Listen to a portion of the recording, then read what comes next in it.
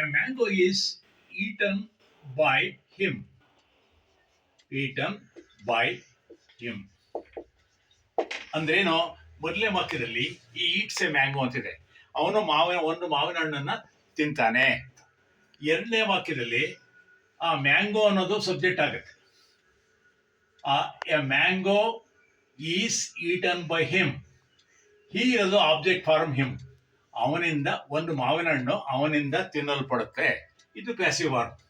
Passive form ಯಾವಾಗಲೂ ಕೂಡ ವರ್ಬನ್ನ past participle ಫಾರ್ಮ್ಗೆ ಚೇಂಜ್ ಮಾಡಬೇಕು. ಈಟ್, ಏಟ್, ಈಟನ್. ಈಟನ್ ಅನ್ನೋದನ್ನ ಹಾಕ್ಬೇಕಾಗತ್ತೆ.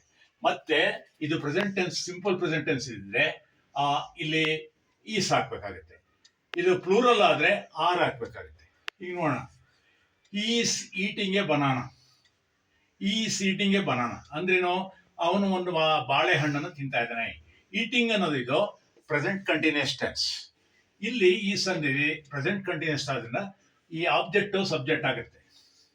ಪ್ಯಾಸಿವ್ ವಾಯ್ಸ್ ಅಲ್ಲಿ ಚೇಂಜ್ ಮಾಡುವಾಗ ಇದು ಆಕ್ಟಿವ್ ವಾಯ್ಸ್ ಇದೆ. ಈಸ್ ಈಟಿಂಗ್ ಎ ಬನಾನಾ ಅನ್ನೋದು subject is doing something. Is eating A banana. ಈಗ ಪ್ಯಾಸಿವ್ ವಾಯ್ಸ್ ಅಲ್ಲಿ ಹೇಳಬೇಕು ಅಂದ್ರೆ ಎ ಬನಾನಾ ಈಸ್. ಇಂಗ್ ಫಾರ್ಮ್ ಬಂದಾಗೆಲ್ಲ being ಹಾಕ್ಬೇಕಾಗುತ್ತೆ. Being eaten, eaten by him. ಈ ಇರೋದು ಹಿಂಗ ಅಂದ್ರೆ ಒಂದು ಬಾಳೆಹಣ್ಣು ಅವನಿಂದ ತಿನ್ನಲ್ಪಟ್ಟಿತು. ಇದು ಪ್ಯಾಸಿವ್ ವಾಯ್ಸ್ ಫಾರ್ಮ್. ಈಗ ಮೂರನೇ ನೋಡೋಣ. She was eating a fruit. ಅವಳು ಒಂದು ಹಣ್ಣನ್ನ ತಿಂತಾ ಇದ್ದಾಳೆ. ಇಲ್ಲಿ ಆಬ್ಜೆಕ್ಟ್ ಯಾವುದು? A fruit. ಸಬ್ಜೆಕ್ಟ್ ಯಾವುದು? ಶಿ. ವರ್ಬ್ ಯಾವುದು? Was eating. ಅದು ವರ್ಬ್. ಇಲ್ಲಿ ಆಬ್ಜೆಕ್ಟ್ ಸಬ್ಜೆಕ್ಟ್ ಆಗುತ್ತೆ. A fruit was being. Ing form ಅಂದ್ರೆ ಬೀಯಿಂಗ್ ಹಾಕಬೇಕು. Being eaten by her. Eaten by her. Next ನೋಡೋಣ. ಈ ಏಟ್ ಎ ಮ್ಯಾಂಗೋ ಅಂತಿದೆ. ಅವನು ಒಂದು ಮಾವಿನ ಹಣ್ಣನ್ನು ತಿಂದನು. ತಿನ್ನುತ್ತಾನೆ ಅಲ್ಲ, ತಿಂದನು. ಫಾಸ್ಟ್ ಟೆನ್ಸ್ ಇದೆ. Eat, ate, eaten. Eat, ate, eaten. ಇದು ವರ್ಬ್ 1, ಇದು ವರ್ಬ್ 2, ಇದು verb 3. First form, second form, third form. ಯಾವಾಗಲೂ ಕೂಡ ಪ್ಯಾಸಿವ್ ವಾಯ್ಸ್ ಅಲ್ಲಿ ಥರ್ಡ್ ಫಾರ್ಮ್ಗೆ ಹಾಕ್ಬೇಕು. ಇಲ್ಲಿ ಎ ಮ್ಯಾಂಗೋಗೆ ಎ ಮ್ಯಾಂಗೋ. ಏಟ್ ಏನದು ಪಾಸ್ಟ್ ಟೆನ್ಸ್ ಇರೋದ್ರಿಂದ ವಾಸ್. ಮತ್ತೆ ಏಟ್ ಇರೋದನ್ನ ಈಟನ್ನೇ ಹಾಕ್ಬೇಕು. ಫಸ್ಟ್ ಫಾರ್ಮ್, ಥರ್ಡ್ ಫಾರ್ಮ್ಗೆ ಹಾಕ್ಬೇಕು. Eaten by him. ಗೊತ್ತಾಯ್ತಲ್ಲ? ಈಗ ಮತ್ತಷ್ಟು ಎಕ್ಸಾಂಪಲ್ಗಳನ್ನ ನೋಡೋಣ.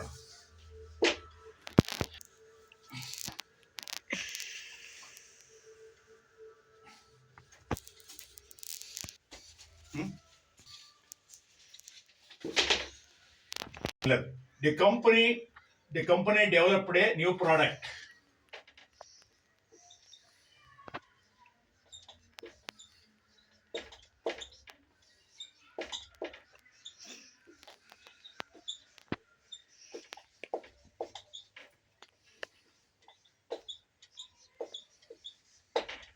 ಇದು ಆಕ್ಟಿವ್ ವಾಯ್ಸ್ ಇದೆ. ಕಂಪನಿ ಅನ್ನೋದು ಸಬ್ಜೆಕ್ಟ್, ಡೆವಲಪ್ಡ್ ಅನ್ನೋದು ವರ್ಬ್, ಎ ನ್ಯೂ ಪ್ರಾಡಕ್ಟ್ ಅನ್ನೋದು ಆಬ್ಜೆಕ್ಟ್. ಈಗ ಪ್ಯಾಸಿವ್ ವಾಯ್ಸ್ ಚೇಂಜ್ ಮಾಡಿದ್ರೆ ನಾವು object become subject. A new product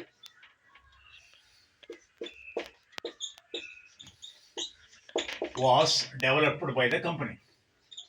was developed by ಅಂತ ಹೇಳ್ಬೇಕಾಗುತ್ತೆ. ಅದು ಏಜೆಂಟ್. ಬೈ ದ ಕಂಪನಿ ಆ ಥರ ಆಗುತ್ತೆ. ಇಲ್ಲಿ company developed a new product ಅಂತಿದೆ. ಅದು ಸಬ್ಜೆಕ್ಟ್ ಡಸ್ ಸಮಥಿಂಗ್. ಈಗ ಸಬ್ಜೆಕ್ಟ್ ಡಿಡ್ ಸಮಥಿಂಗ್. ಇದು active voice. When something happen to the subject, then it is passive voice. ಈಗ ನ್ಯೂ ಪ್ರಾಡಕ್ಟ್ ಅನ್ನು ಆಬ್ಜೆಕ್ಟ್ ಸಬ್ಜೆಕ್ಟ್ ಅಂದ್ರೆ ಆಗುತ್ತೆ. ಅಂದ್ರೆ ನ್ಯೂ ಪ್ರಾಡಕ್ಟ್ ವಾಸ್ ಇದೇ ಸಬ್ಜೆಕ್ಟ್ ಆಗುತ್ತೆ. ಇಲ್ಲಿ ವಾಸ್ ಡೆವಲಪ್ಡ್ಗೆ ಇದು ಪಾಸ್ಟ್ ಟೆನ್ಸ್ ಇರೋದ್ರಿಂದ ವಾಸ್ ಹಾಕ್ಬೇಕು. ವಾಸ್ ಅಥವಾ ವರ್ ಹಾಕ್ಬೇಕು. ಸಿಂಗ್ಯುಲರ್ ಆದ್ರೆ ವಾಸ್, ಯಾಕೆಂದ್ರೆ ಕಂಪನಿ ಅನ್ನೋದು ಸಿಂಗ್ಯುಲರ್. ಕಂಪನೀಸ್ ಅಂತಂದ್ರೆ var ಹಾಕ್ಬೇಕಾಗಿ. Developed by the company ಅಷ್ಟೇ. Mahesh delivers the packages. Mahesh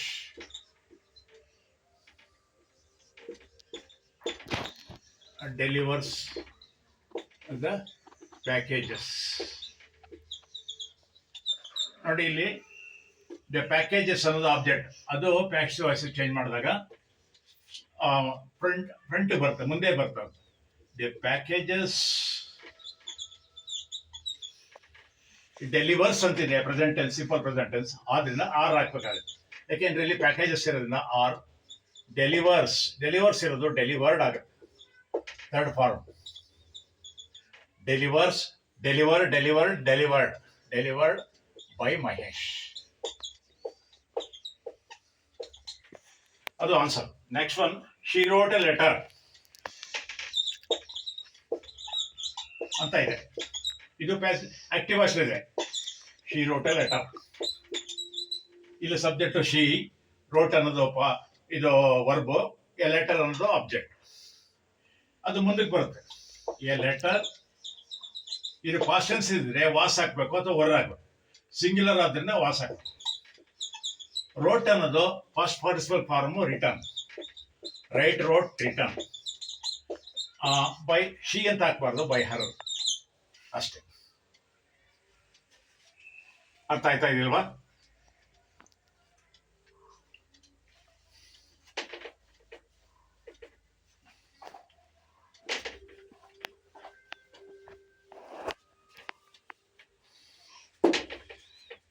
next, they are painting the house.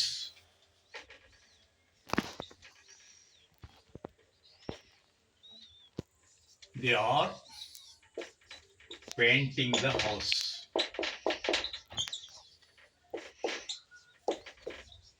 ಅವರು ಮನೆಗೆ ಬಣ್ಣ ತುಂಬ್ತಾ ಇದ್ದಾರೆ. ದ ಹೌಸ್ ಫ್ರಂಟ್ ಬರುತ್ತೆ, ಪ್ಯಾಸಿವ್ ವಾಯ್ಸ್. ಇದು ಆಕ್ಟಿವ್ ವಾಯ್ಸ್. The house. ಇದು ಪೇಂಟಿಂಗ್ ಅಂತ ಇದೆ. ಇದು ಪ್ರೆಸೆಂಟ್ ಟೆನ್ಸ್ ಅದರಿಂದ ಈಸ್ ಹಾಕ್ಬೇಕಾಗುತ್ತೆ. ಈಸ್. ಇಂಗ್ ಇರೋದ್ರಿಂದ ಬೀಯಿಂಗ್. ಪೇಂಟ್ ಇರೋದು ಪೇಂಟೆಡ್ ಆಗುತ್ತೆ. Painted by. ದೇ ಇರೋದು ದೆಮ್ ಆಗುತ್ತೆ. ಯಾಕೆಂದ್ರೆ ದೇನ ಒಂದು ಆಬ್ಜೆಕ್ಟಿವ್ ಫಾರಮ್ ದೆಮ್ ಅಷ್ಟೇ. The house is being painted by them. She was cooking dinner. Next.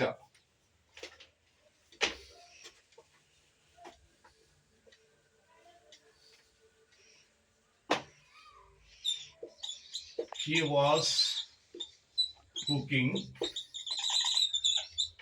dinner ಅಂತಿದೆ. ಇಲ್ಲಿ ಡಿನ್ನರ್ ಸ್ಟಾರ್ಟಿಂಗ್ ಬರುತ್ತೆ. ಡಿನ್ನರ್ ಅದು ಆಬ್ಜೆಕ್ಟ್, ಸಬ್ಜೆಕ್ಟ್ ಆಗುತ್ತೆ. ವಾಸ್ಗೆ ವಾಸನೆ, ವಾಸ್. ಇಂಗ್ ಬಂದಿರೋದನ್ನ ಬೀಯಿಂಗ್. ಕುಕ್ ಇರೋದು ಕುಕ್ಡ್ ಆಗುತ್ತೆ. Cooked by her. ಶೀಗಿರೋದು ಹರ್ ಆಗುತ್ತೆ. Next one, we had visited that museum. We had visited that museum. ನಾವು ಆ ಮ್ಯೂಸಿಯಂಗೆ ಭೇಟಿ ಕೊಟ್ಟೆವು. ದಟ್ ಮ್ಯೂಸಿಯಂ ಅನ್ನೋದು ಸ್ಟಾರ್ಟಿಂಗ್ ಬರುತ್ತೆ ಪ್ಯಾಸಿವ್ ವಾಯ್ಸ್ಲಿ.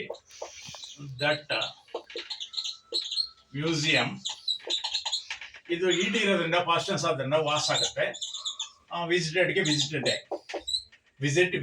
Visited by. ಬಿ ಇರೋದು ಅಸ್ ಆಗುತ್ತೆ. ನಾವು ಆ ಮ್ಯೂಸಿಯಂಗೆ ಭೇಟಿ ಕೊಟ್ಟಿದ್ದೆವು. ಆ ಮ್ಯೂಸಿಯಂ ನಮ್ಮಿಂದ ಭೇಟಿ ಕೊಡಲ್ಪಟ್ಟಿತು.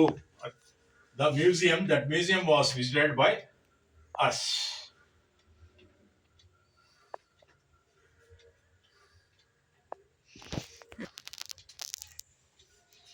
ನೋಡೋದಲ್ಲ ಸ್ನೇಹಿತರೆ, ನಿಮಗೆ ಇದು ಇಷ್ಟ ಆದರೆ ಲೈಕ್ ಮಾಡಿ, ಶೇರ್ ಮಾಡಿ, ಹಾಗೆ ಸಬ್ಸ್ಕ್ರೈಬ್ ಆಗಿ ಅಂತ ಹೇಳ್ತಾ ಎಲ್ರಿಗೂ ಕೂಡ ಧನ್ಯವಾದವನ್ನು ಅರ್ಪಿಸ್ತೇನೆ. Thank you.